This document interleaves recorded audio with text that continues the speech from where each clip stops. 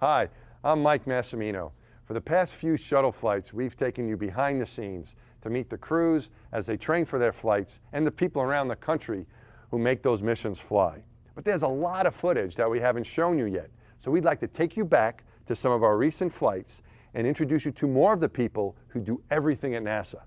We hope you enjoy this episode of NASA Behind the Scenes.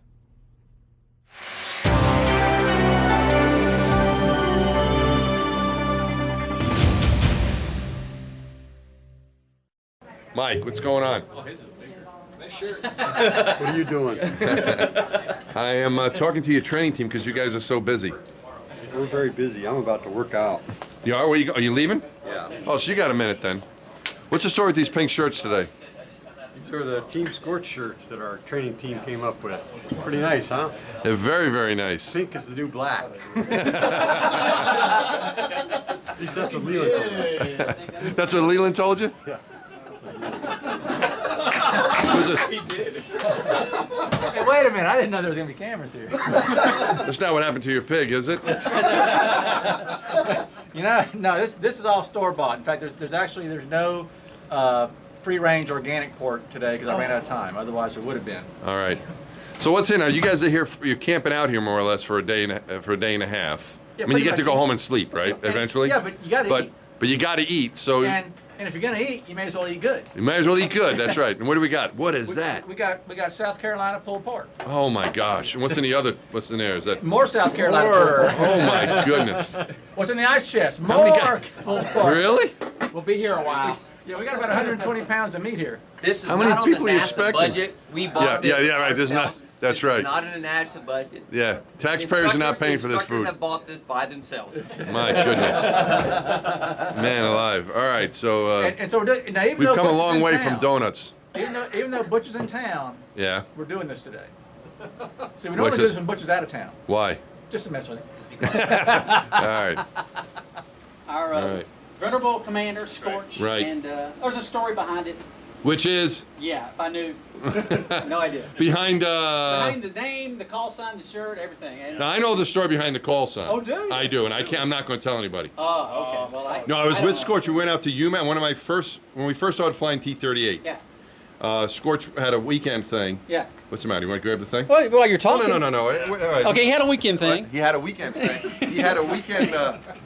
He had a weekend event in Yuma, Arizona. Yeah. Some kind of Marine Corps base out there. Understood. Right? What's the name? But you probably know. You're Marine Corps Air Station Yuma. That's it. Okay. So I first started. We had only here a couple weeks, and he goes, "Hey, Mass, why don't you come out with me? We're going to go out and get some flying time. We'll stay over at the Marine Corps Air Station. We fly back. We get a bunch of hours. Perfect." Yeah. I said, "Yeah, sure. We'll go and do that." So we went out there. We met some of his guys, and I heard the story of how he got his call sign. Oh. But as he walks in the room, he knows I will never tell anyone. Never tell anyone. And I never have told anyone. And That's no one good. will find out. But you know what I enjoy doing, Scorch? I enjoy telling people that I know the story, but I will never tell, ever. Everyone has a kind of inspirational story, right? And I think it's important for people to know, especially the kids to know, Right. that not everything is always fine and dandy, even if you're an astronaut. That's right. There's a lot of adversity you put up with, and the That's stuff right. that you learn, the lessons you learn as a youngster, are the things that will help you as you get older. That's right. That's the whole idea. So True. you would tell me something. Now, this is your birthday, and you tell me a story about when you were a kid. How old Yeah. were you when this happened? This was in high school. In high school, Yeah, okay. high school. I was a big baseball, loved baseball, know played you- baseball. yeah. You and I, same thing. Baseball's great.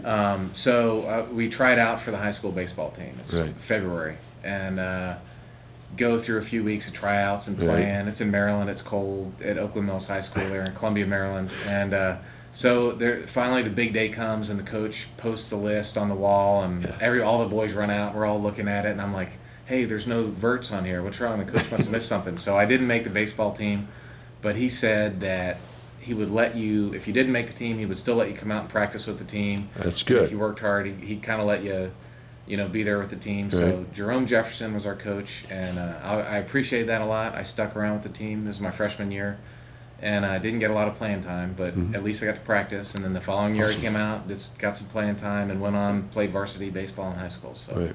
it was very good of the coach to say, hey, even if you didn't make the team, you can still hang out, you can still work hard, and then it worked out for me. Later on, I got to play. Yes, I love those stories because it's really twofold.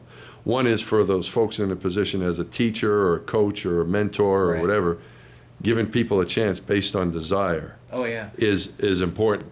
Yep. That's- And that's you know, one if side someone's of it. willing to work, if someone really wants to do it, I think the coaches would rather have a kid like that, you know, than Right. somebody who maybe has some talent but doesn't care and doesn't work hard. So Right. yeah, that was really good of the coach. And you know, and then like I said, I played a few more years. I played Yeah. on the varsity team.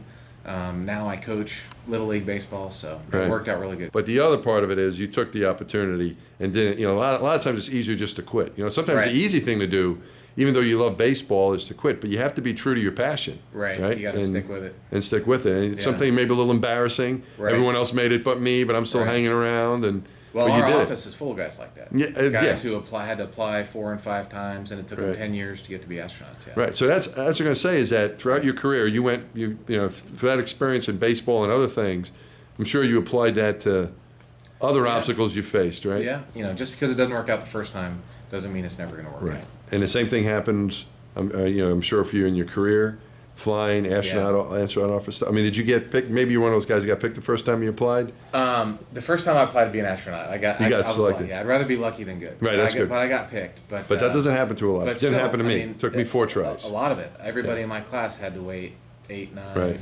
10 years to fly. Everybody in the class before us had to wait Right. 8 or 9 years to fly. So Right. a bunch of us have had to wait a long time. To Yeah, fly. that's true. This is your first flight. This is You've my been an first flight. astronaut since Been here 9 years. 2000, Yeah. right? So you go on a really 9.5 when you fly. Yeah, or more. Yeah. So that determination stuff that you learn as a youngster stays with you You got to stick for with everything you stick with do. it. All right, man. Here we have Stephanie Turner. Stephanie, your official title is training manager, right? Which means that you are in charge of scheduling every training event, right? Yes, And you did it for the crew I was on, STS 125, your favorite crew, I'm sure. absolutely. And you're doing it now for this STS 129, or as we've come to know them now since their cake cutting ceremony, Team Scorch. Yes. Apparently is okay. So you're doing it for these guys. You've done it for how many crews now have you? have you 129 scheduled? is my third, and All I'm right. also assigned to 134, who will fly next year, and they're All my right. fourth. Okay, so you've had this. You've already had 2 crews that you've gotten through training. I've seen 2 crews launch as 2 training crews, manager. okay, and now you're working with 120 with Scorch and these guys, and then you're going to go to 134. So some of the typical things you schedule are like what? Give us some examples, like of training events, like real training events that you schedule. I schedule everything in Building 5, which is where we are now. This is the shuttle simulators. Mm-hmm. We do ascent entry training in here, and orbit, and the motion base and the fixed base simulators. And across the street, we have another one. Everything in Building 9, that's all the mock-up training, which we do some shuttle mock-ups over there that's more of like crew habitability instead of like the actual computer system type of software training we do over here. And then also the ISS mock-ups for this crew, which we didn't have for your crew. We did some of the Hubble mock-ups over in Building 9, Yeah. but we never got to see the space station side. We didn't of go to the house. space That's station. right. And so, which is awful challenging in the scheduling world because we have so many expedition crew members Right. in training, and it's difficult for the shuttle sometimes to Yeah. get in.